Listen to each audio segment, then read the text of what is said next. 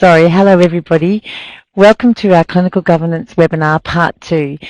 We're absolutely delighted to have everybody here from all over Australia, and we're really looking forward to our guest presenter today, Dr. Marcus Kennedy. Marcus, thank you so much for coming and presenting to us today, and we're really looking forward to your presentation about reporting to the board. This is one of the most popular questions that we get asked all the time.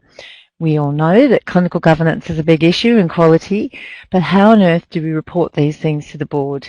So I'm really looking forward to hearing your presentation today, and a big welcome.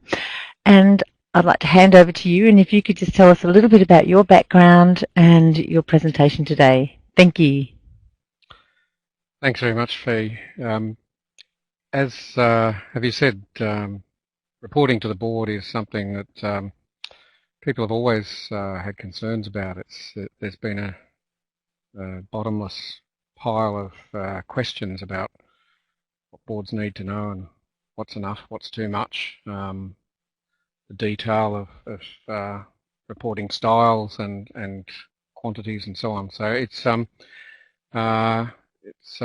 with pleasure that I come here today to try and put my background and thoughts into the mix. My background is as an emergency physician, so that's where I come from. I've had a number of management jobs over the last couple of decades, and have been involved in a number of boards, some of them within health and some of them outside, and currently I'm involved with 2 boards. So I guess just to qualify this before I get too far into it, I don't think there's a single correct answer to a lot of the questions that we pose here, and what I'm going to present is my views, things that I've come across, things that I've learnt, things that I've read about or heard others say, but there's lots of different ways to approach the material that we're talking about, and I guess this is one view, and it's an evolving view. You couldn't say anything more certainly than the role of the board in clinical governance is a changing space. And you know, as recently as last week, with some of the announcements that we've heard in the local sector, it's pretty clear that that change will continue and will be very significant over time. So to perhaps move on to the objectives today, what we're looking to talk about is what should organisations have in place for reporting to the board in regard to clinical governance. What are some of the key areas that the board should hear about, receive reports about?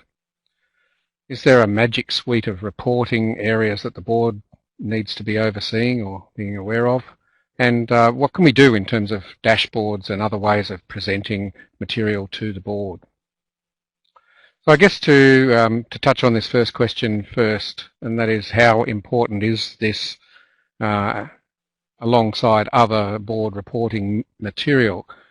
I feel quite strongly that, you know, it's pretty clear to me that clinical governance and the quality of our services, the quality of the outcomes that patients experience, and the nature of the experience that is delivered is the core work of the health service.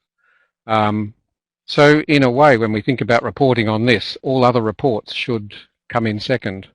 And effectively, all other reports that the board receives describe the mechanisms and processes by which we deliver this core work. So, without a doubt, my first message here is that clinical governance is agenda item number 1.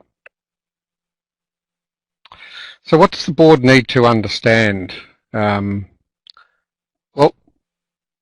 the answer to that is really, what is the clinical business of the health service? The board needs to understand that in detail.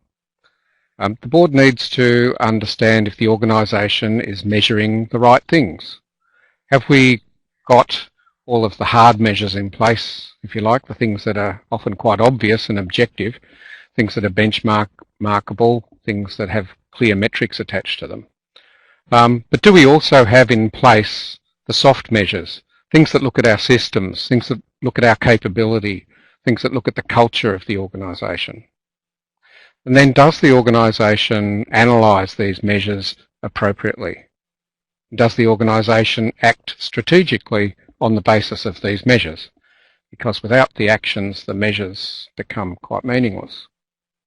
And then what is the extent of clinical governance risk that the organisation is facing at any particular time, and is that risk being managed appropriately?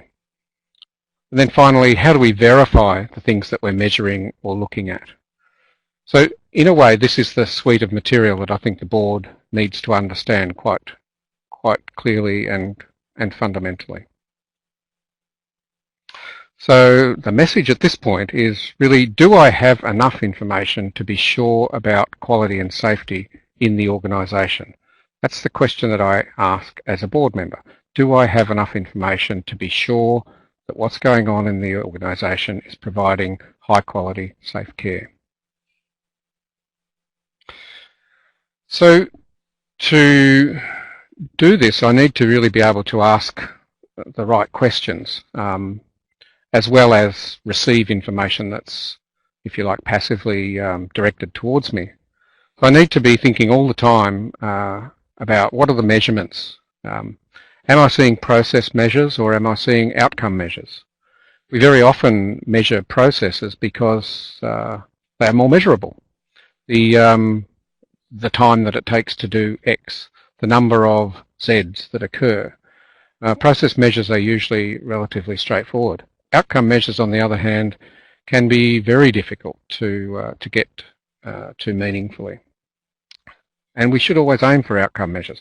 Process measures are essentially a proxy for the health of the process, and quite often a proxy for outcome, but they're never quite as good as having a true outcome measure. So are the measurements valid and meaningful? Are they addressing the question that I'm asking? How do they compare to norms?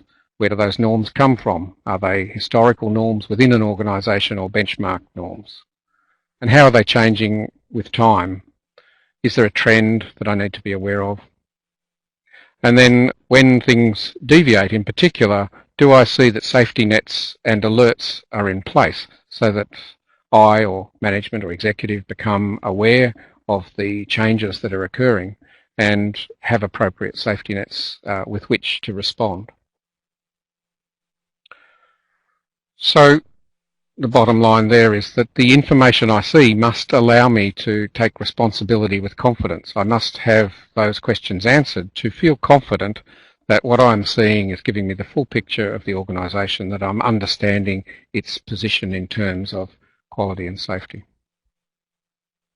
So what kind of mechanisms exist for achieving this? We need to measure the right things fundamentally. We can't just look at the basic KPIs because they are relatively superficial in many cases. They are often quite crude. They are often very much indicators as opposed to measures of outcome. So we need to go beyond the basic compliance measuring that is required of us in any system. Quite often these high-level KPIs have their roots in political compliance and in various agendas or things that are a focus for a period of time within a current, a current window, if you like, rather than sitting within the core of the quality and safety agenda that an organisation is committed to. So I also need to listen to the right stories. So I need to understand the executive narrative, the narrative that's coming from staff, usually through the executive, and also patient narrative when that gets can reach the board, and it needs to. So the message there is that we need to look below the surface, and that sometimes the low-hanging fruit approach isn't the best way to go. I remember a visit to the Big Orange and learning from my tour guide on that particular occasion that quite often the best and tastiest fruit is not at the bottom of the tree. It's not the low-hanging fruit, and it's not even the prettiest fruit. It's quite often the fruit that's exposed to the sun up the top, gets the wind and the rough treatment, so it's often the ugly scratched fruit that's out of reach as opposed to low-hanging fruit. So I don't know where the low-hanging fruit metaphor came from, but I'm not convinced it always works. So what kind of cognitive toolkit does the board need to start processing this kind of information and the reports that they receive? Well, they need to understand, firstly, and accept the responsibility of the director's role. So the mindset has to be, I am responsible for the outcomes that this organisation achieves. I am responsible for the clinical work that we do, for the business, and for everything that goes with those. I need to have a degree of subject matter expertise, but that doesn't need to be deep. It needs to be inquiring. I need to have a good working knowledge. I don't have to be a clinical expert, but I have to be able to appreciate the core of the business and the core of the goals that it aspires to. I need to be reasonably good at separating the woods and the trees. So being able to be strategic as opposed to needing to be involved at an operational kind of level with the detail of what goes on in an organisation. And as I said, I need to always apply an inquiring mindset to what I'm seeing. And there's different ways that I can do this and different perspectives, which I've called empathic analysis there. So this is putting yourself into the position of the customer or the patient in our circumstance, or the shareholder or investor, who in our situation is the government. So looking at our data and what's reported to the board from the perspective not just of the board or the management structures, but also from the patient perspective, and if you like, from the shareholder of the business or the owner of the business, which is government. So the message there is really to be responsible, to understand that as a director, key to that role is the responsibility that comes with it.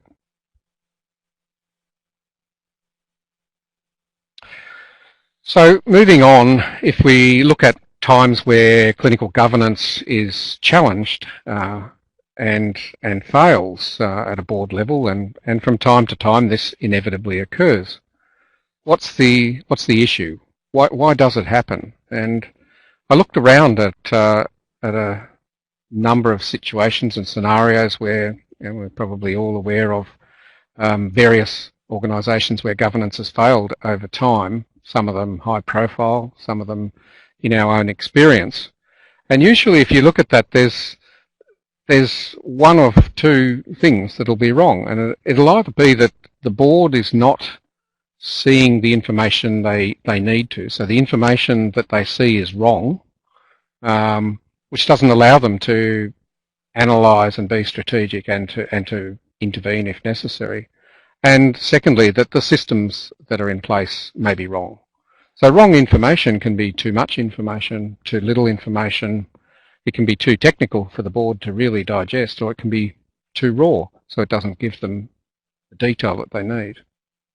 And similarly with systems, we can have systems in place that are not really aligned to the core objectives of the organisation, so they're not going to help us achieve what we need, or they're not fit for purpose, or they haven't been validated or verified. And as a result of those things, the understanding, the information, the knowledge that is required at board level will be incomplete, and in that scenario, I guess leave an unfinished picture, which eventually can result in failure of either a board or a process, organisation, a particular aspect of activity or strategy within a health service. So clinical governance fails because we don't have the right systems in place or the right information reaching the right people.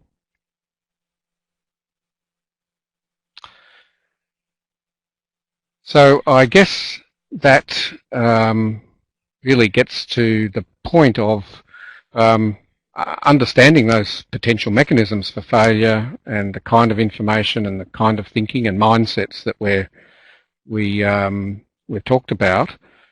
Is there a magic suite of information or a special suite of information that a board would find answers effectively all of its questions about quality and safety in clinical governance. What are the headings? What are the things that a board would need to have information about to feel really comfortable that beyond the measures and beyond the hard metrics, it's got a really strong feel for the safety and risk situation for the organisation, that beyond all of the, I guess, usual measures, the board can feel it would be really unlikely that I would be surprised about a bad thing happening in this organisation. It would be very unlikely that something would pop out of the blue, and I'd be really surprised that I didn't have some inkling of it, or something in the systems that are available to me to give me a heads up, to give me a warning that there was a risk item like that in my space. So when we look at these, there's 8 different areas that that I could think of, and these are things that have come from my experience and from working with some good boards and some pretty smart people who ask a lot of questions. And these are the sorts of areas that the conversation would drift to, I guess, if you were saying, you know, how are things in terms of the overall quality and governance picture in this organisation? So I'd need to know about the systems that drive quality and safety. Do we have the right planning in place? Do we have capability frameworks that we understand? Do we know what the organisation should be doing, can be doing, is safe to do? Have we been through an accreditation process, and how do we go in that process in terms of assessments and in the continuous process that goes with accreditation in terms of working through a continuous improvement plan? So beyond that, how is this for the patients or clients? What's the experience like for them, and what are the outcomes that they are experiencing as a result of the care and services that we provide? Those care and those services are provided by our people, by our staff. So I want to know more about them. Are the staff that we have credentialed? Are they qualified for the work that they're doing? Is their scope of practice appropriate to their qualification? Are they performing at a level that they are comfortable with? Are they developing in the right ways? Is the culture of the staff group where it needs to be to always have a focus on safety and best outcomes? These things can be really quite subtle and difficult to measure. So in terms of measurement, what can I look at? There is a whole range of indicators. It's not hard to come up with new indicators. In fact, some organisations almost drown in indicators, and they become too fine and too granular sometimes. But what are the indicators that I need to look at and measure? How do I measure them? How often do I measure them?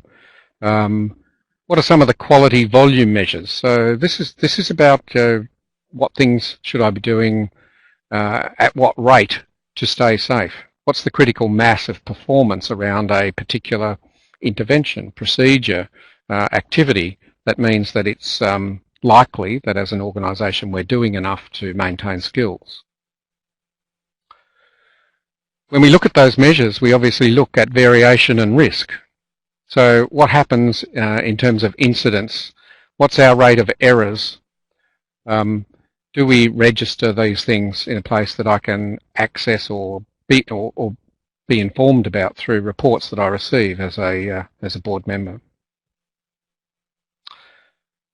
And moving beyond that to another dimension, if you like, how do I verify all of these things? So I can receive lots of information, but how do I know that that information is correct? How do I know what it means compared to the rest of the system? How do I know what it means compared to a hospital which is similar to my hospital?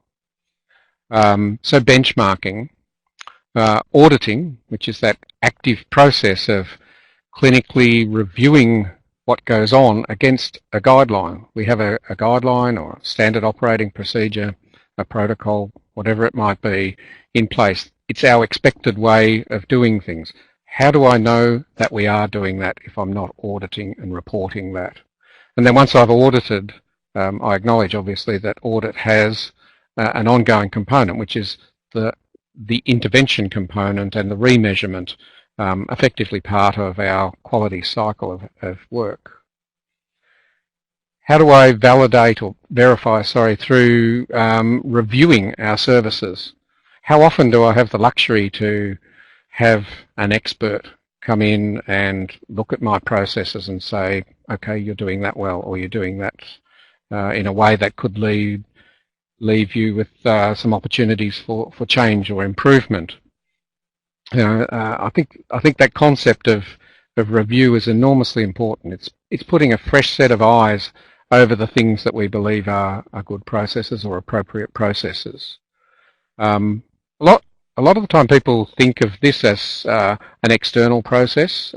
It doesn't need to be. So it doesn't have to be the the professor of gastroenterology coming from the next hospital down the line to check out your endoscopy clinic. It could just be a person from another area within your organisation who understands process and the clinical space to be able to look at that almost without being an absolute expert. Sometimes that perspective of the critical analytical person as opposed to the subject matter expert can take you to a different view of how things are. So using various techniques of verification are important. Then moving on to the 7th point there, the clinical standards. Do we have the right guidelines, protocols, clinical risk recognition systems in place for me to feel comfortable, again, as a board member, that things are okay? And then finally, capability. How do I know that my staff are best equipped to deliver on the things that that we want them to deliver on, the things that contribute to quality and safe care and best clinical outcomes? So what are our education systems like? How do we manage knowledge in the organisation? How do we help people with tools that enable them to put into place various strategies around quality improvement? This is probably the picture of what boards really look at most of the time. So I think that there's very few boards that would be looking at this entire suite of, if you like, information or areas of analysis in a comprehensive way. I think it would be common that the boards look at systems to drive quality from a planning and accreditation point of view, often from capability frameworks. There's usually a very clear understanding of the patient experience, but not such a good understanding sometimes of clinical outcomes. They're subtle and difficult sometimes to measure and understand. The board doesn't always necessarily see what there is to know about its staff and credentialing, its performance, its culture, and so on. Clearly there are areas where boards regularly have information provided to them, and there are other areas where it's less common for them to receive information. So many boards would not have great visibility, for instance, of the capability of the staff pool in regard to education, knowledge and tools for quality improvement.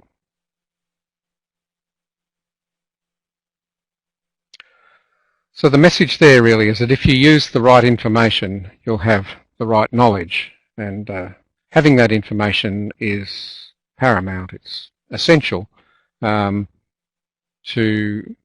process that information into knowledge that allows you to make the best decisions, to influence strategy, and to plot the course for the organisation, and to be sure that it's staying on course. So this often comes down to providing enough data to stimulate the right questions, and I think when reporting to the board, this is a very important concept, that we don't need to see at board level too much information. That can be overwhelming. It can take up too much time. The board doesn't have infinite time to focus on detail. It can introduce confounding concepts when people don't understand necessarily some of the subtleties around the data.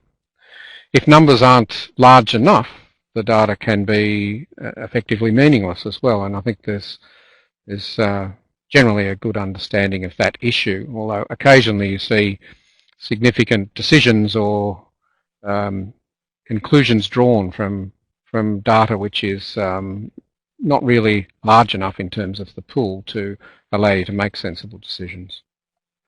So I like to think of the board needing level 1 or 2, or level 1 and 2 data. So if you think about this in terms of a landscape where you've got the whole picture, you can see within that the forests, the trees, and then the leaves on the trees. The board really needs to see the landscape and try and influence that where possible, and the forests and the shape that they're in. If you like, in terms of dashboards, if you looked at a forest from a distance and saw that it was brown or green, you'd have a feeling for its health. And that's the kind of level of appreciation that works at the first blush for a board when looking at data. On the other hand, the executives will obviously need to understand things at a deeper level. They'll need to understand the trees, and our quality managers and departmental managers will need to understand things at a process or leafy level. So I hope that's not a too tenuous an analogy, but it kind of works for me. So, not too much, not too little. There is where safety lies, from Euripides.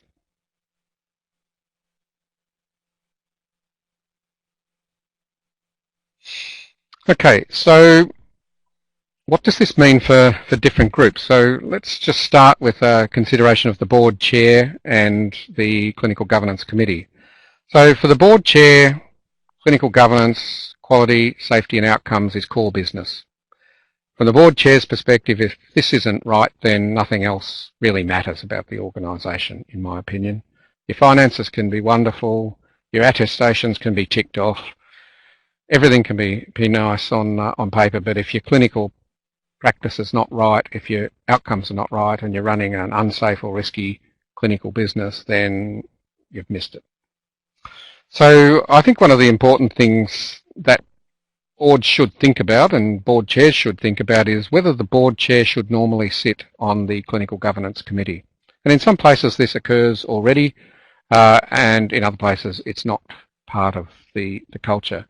I do think that this gives huge messages. If the board chair is there, then clearly the message is that there's engagement with clinical governance, there's a tone that's been set for board meetings. The real issues are going to be front and centre in the board chair's mind when it comes to all of the other work that they do. And the messaging to executive staff and committee members is very significant. So it really goes to the heart of it to say that clinical governance is core business for the organisation.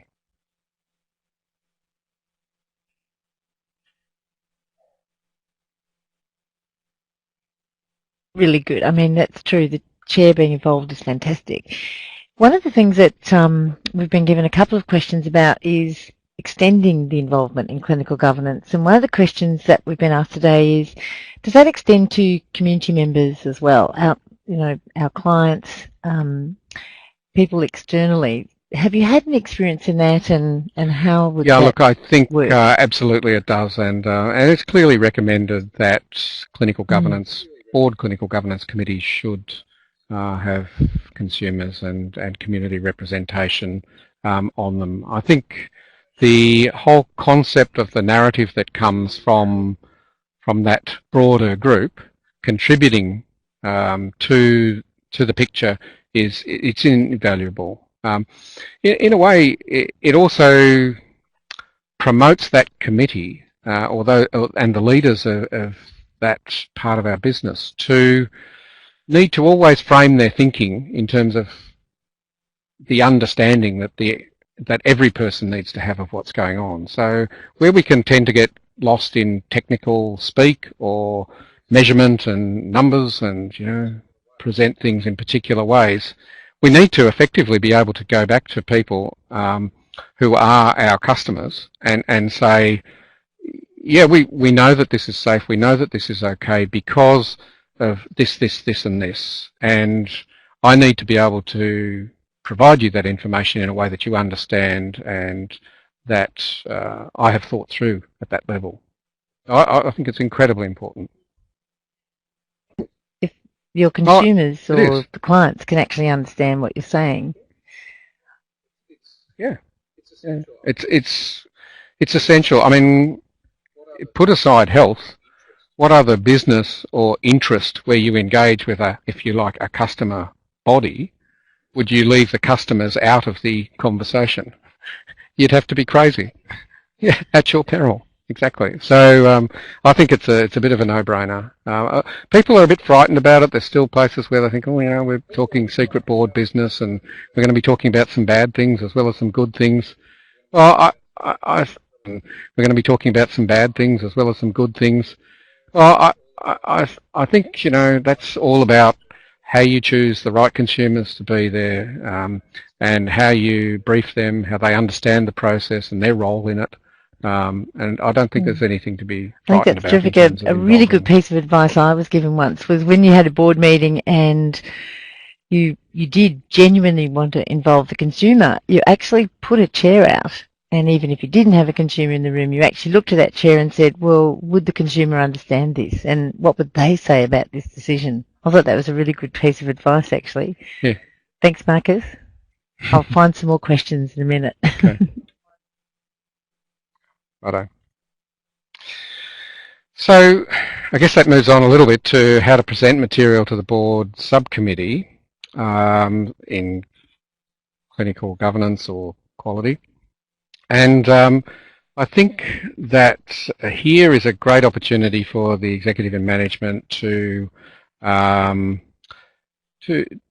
provide education and to inform the board.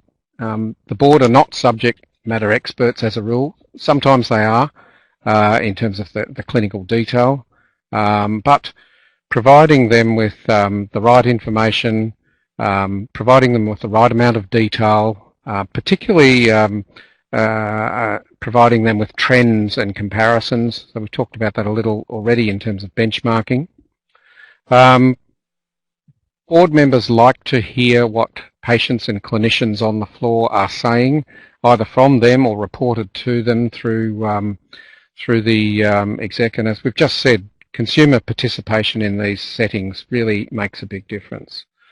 We need to appreciate risk and reputation, and I think the board needs to receive material about any issue that may have a risk or reputational issue attached to it earlier rather than later.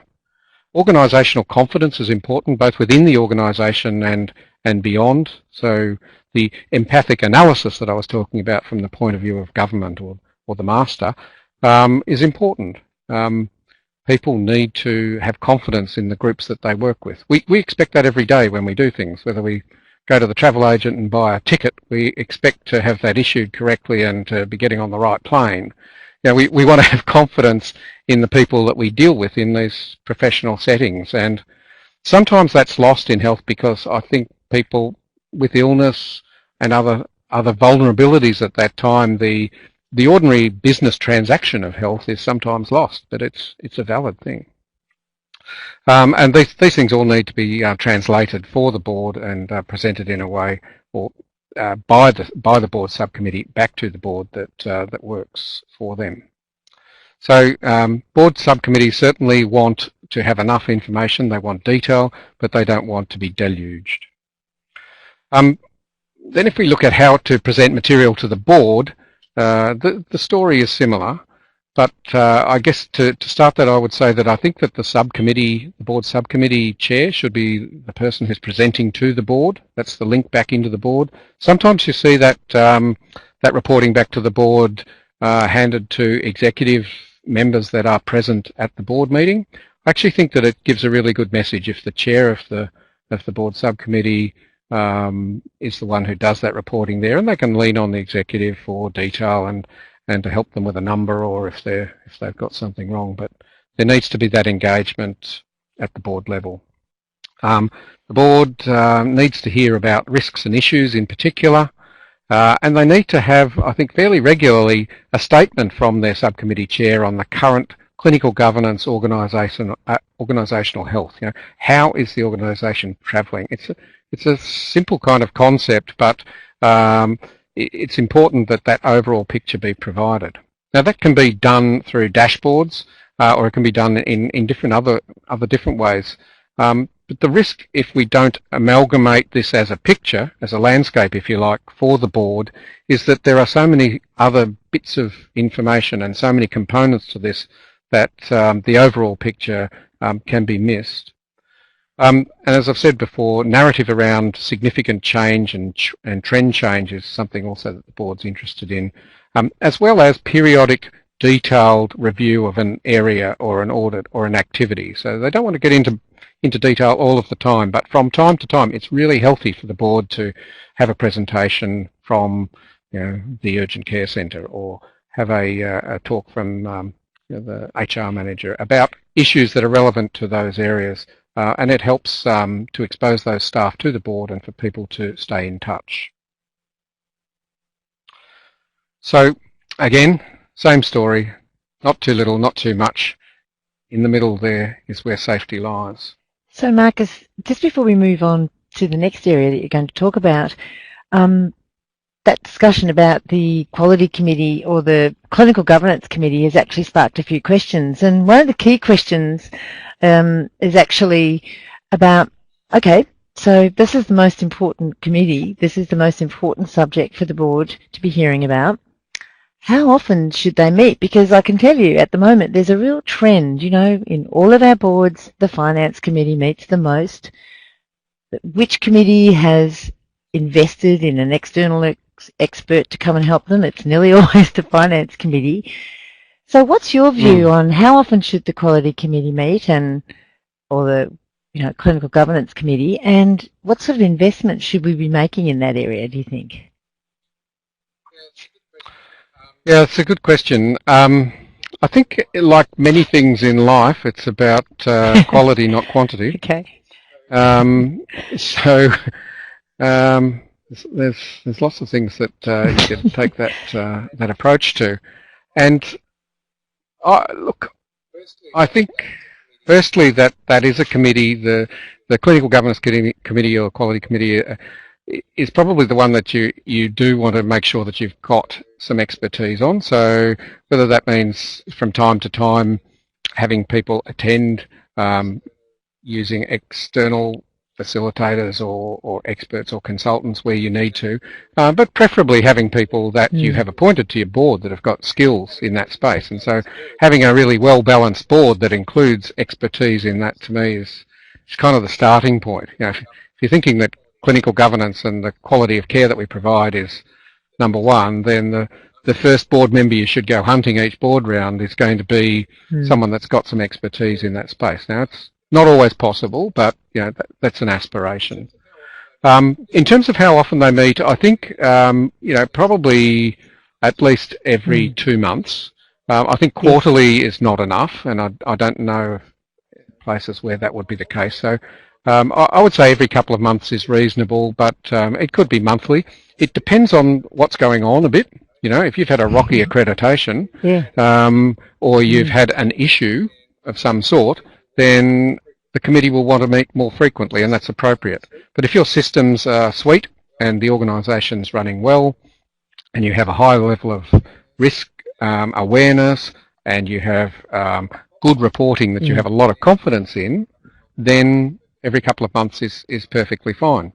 I think the issue with monthly meetings sometimes is that the committee can risk getting too operational because there's not that much to talk about, perhaps, or not that much to look at. Then the risk can be that the committee starts getting into a little bit too much detail, and they're down at the leaves instead of That's actually a really good point. I like that point. That's great. Thank you. So I guess that gets to the big question, and that's what's the role of dashboard reporting? And look, I think there's not many areas where we don't do this at the moment. Because some of the measurement in quality has been a bit subtle, because there's a concern about how you represent numerically things that are qualitative as opposed to quantitative. You know, it has been an area that people have, I think, struggled with a little bit. But you know, I think dashboards need to be intuitive. They need to make sense to the observer at a glance, not after a 3-hour lecture.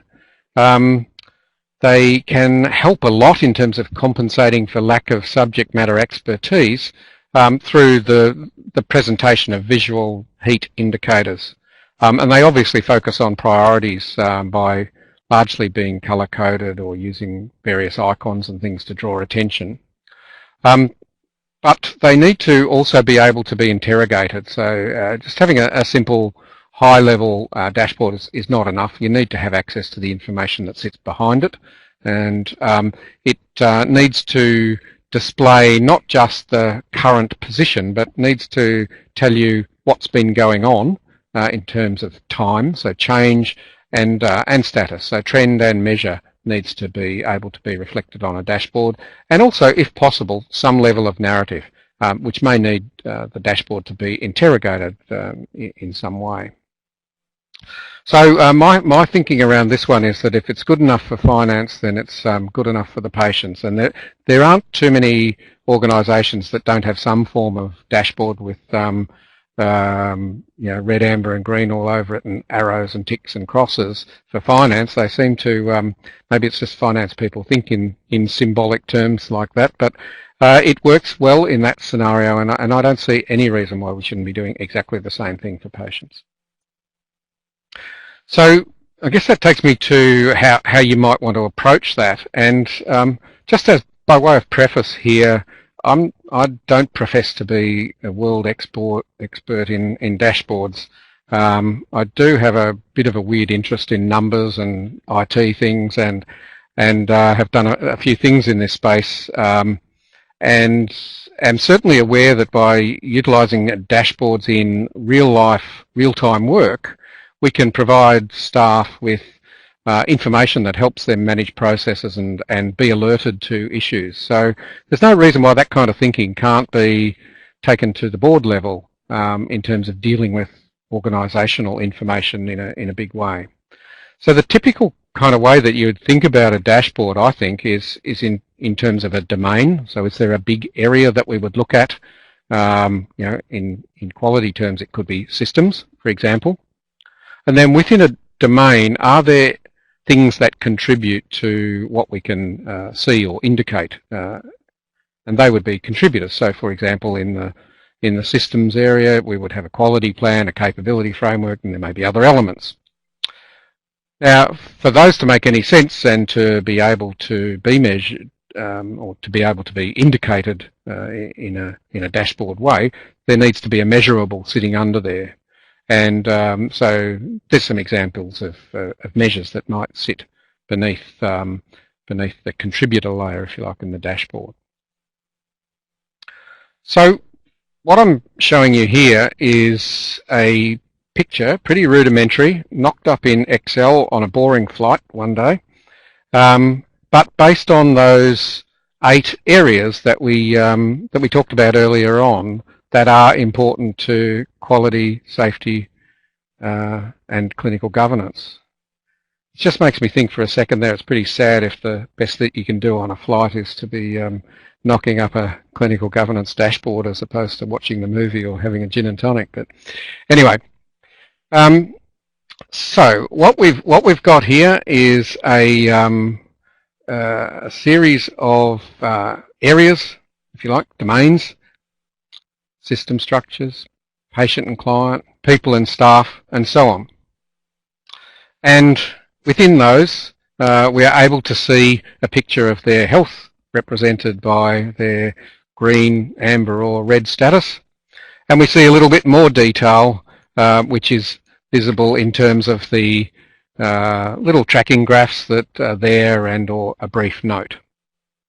So if I was looking at this as a board member, I'd be thinking to myself, okay, this organisation's looking green in these particular areas, so the systems are okay, the information about the patient and client seems to be okay, staff are travelling all right, variation and risk is good, and then clearly there's areas of measurement and verification that I might want to be a bit concerned about, and I'd certainly want to know the story about clinical standards.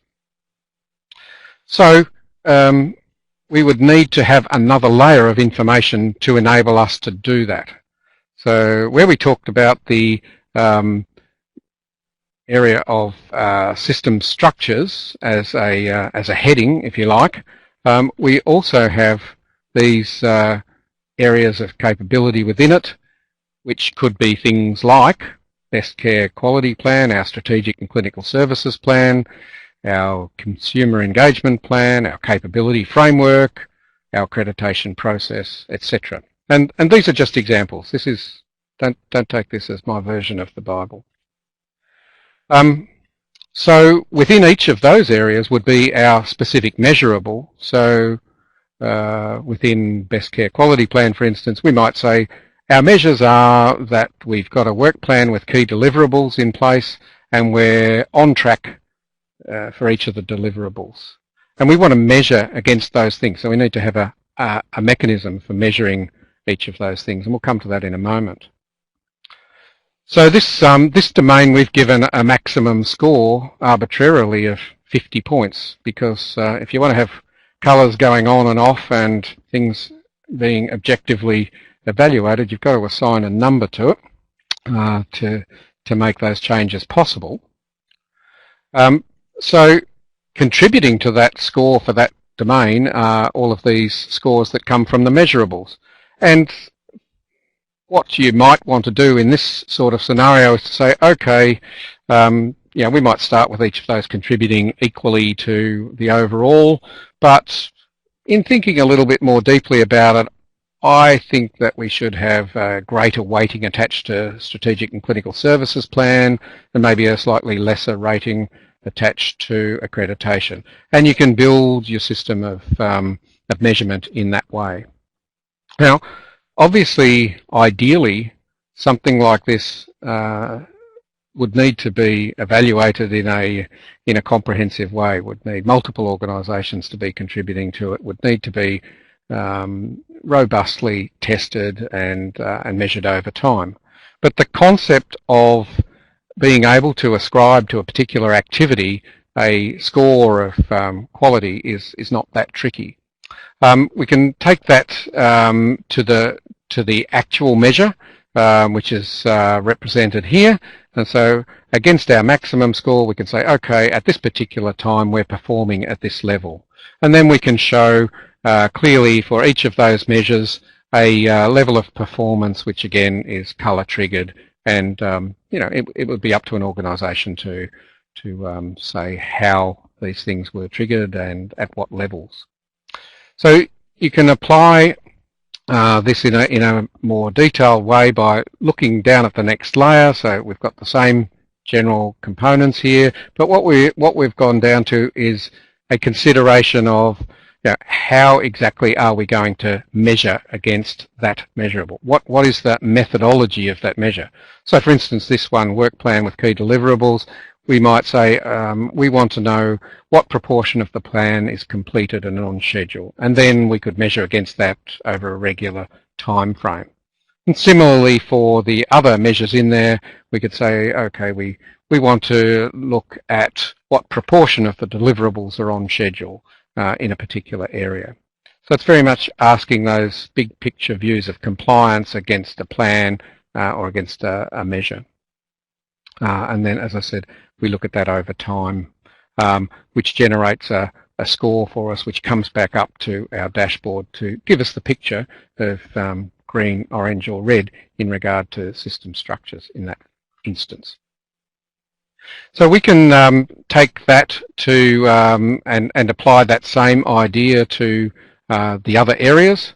So we can look at it from the point of view of the patient, and in that sense we might look at the experience, complaints and feedback, clinical outcomes, disclosures, FOI requests, and generate a range of measures for each of these things, which again will give us an indicator through our colour coding of the health of those things.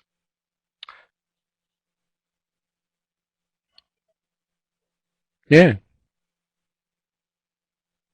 It's a question around who actually would do that work. Is that things that would be done on the quality committee, or would that be something, a task given to CEO and managers? I think the quality committee would not be doing this work. I think the completion of the data which sits below could occur at a departmental level. It could occur at the quality manager level, not at the quality committee level. And it could even be automated from our system. So when you start to look a little further in this and you see some of the indicators that we can measure, then some of those can be generated automatically.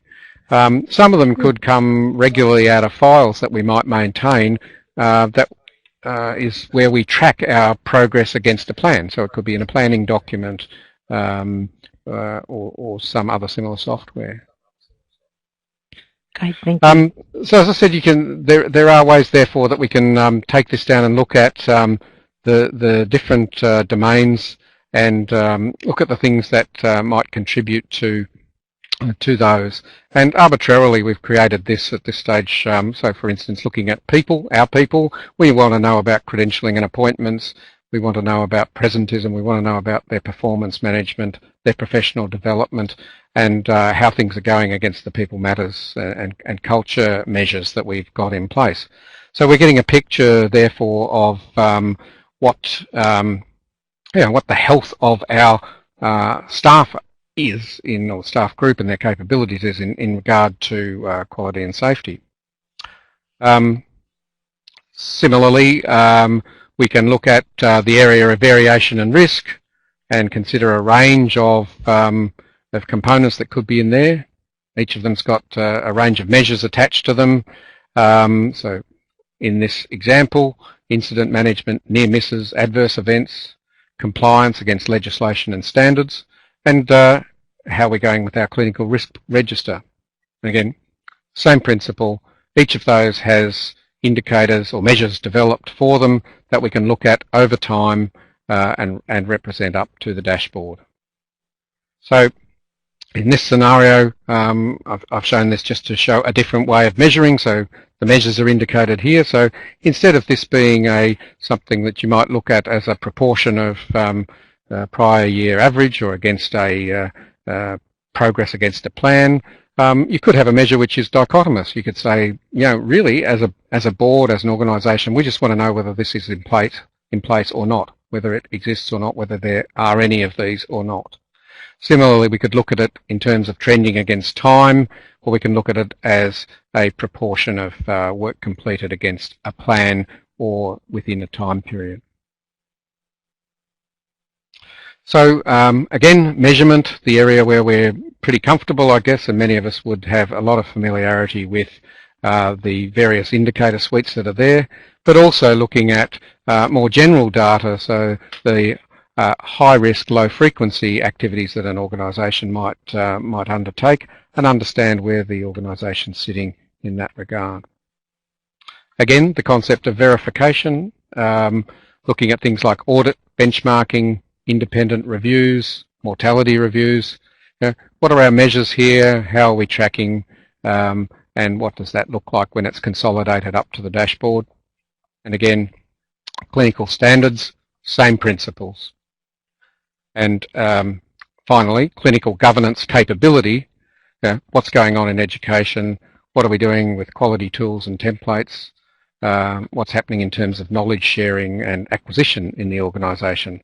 So understanding these sorts of contributors to this domain, which is a key factor in the health of our clinical governance system.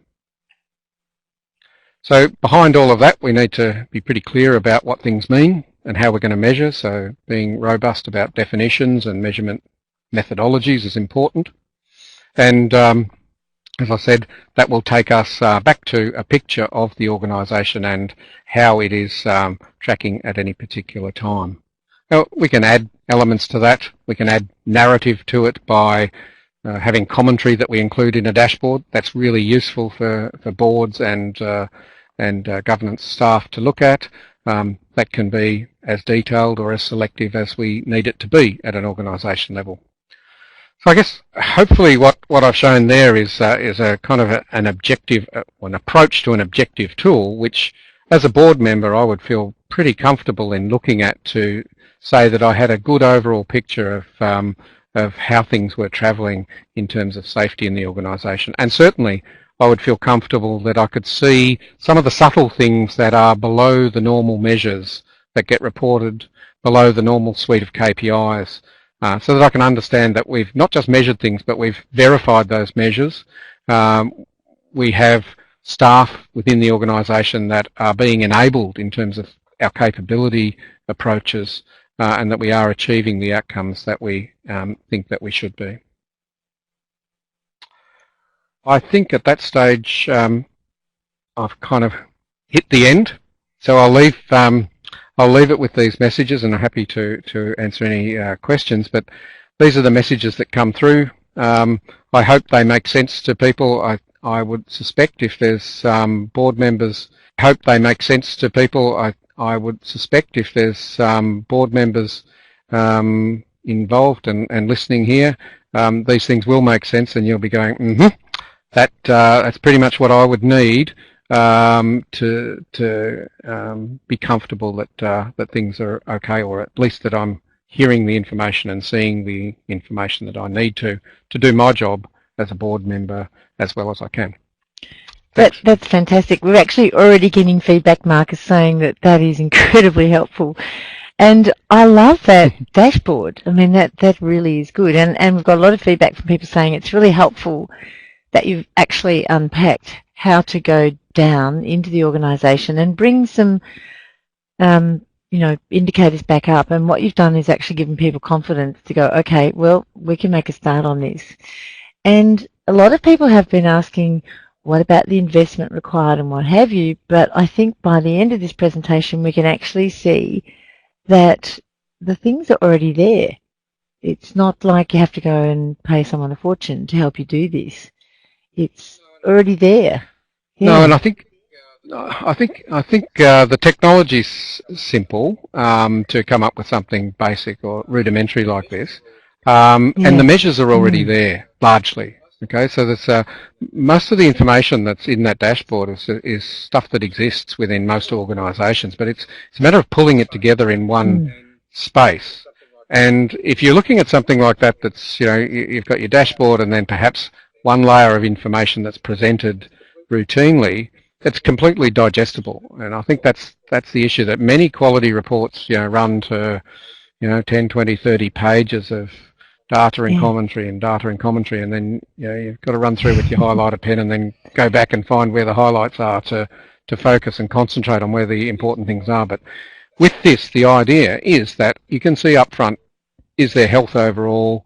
I want to look at that area in more detail. I can look at the subcomponents of that and say which ones are healthy or which ones have got an issue that I need to be talking about at the meeting. Are you saying that this dashboard is actually electronic in that you can actually click on it and it unpacks, or are you saying that when you're at the meeting and you're asking questions and what have you, you ask for that information to come to the board at another time? How does that work?